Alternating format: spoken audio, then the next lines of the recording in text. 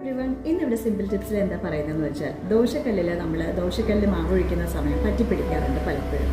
അപ്പോൾ അങ്ങനെ വരുന്ന ദോശക്കല്ല് നമുക്ക് മയക്കിയെടുക്കാനായിട്ട് നമ്മൾ എന്ത് ചെയ്യണം എന്നുള്ളതാണ്.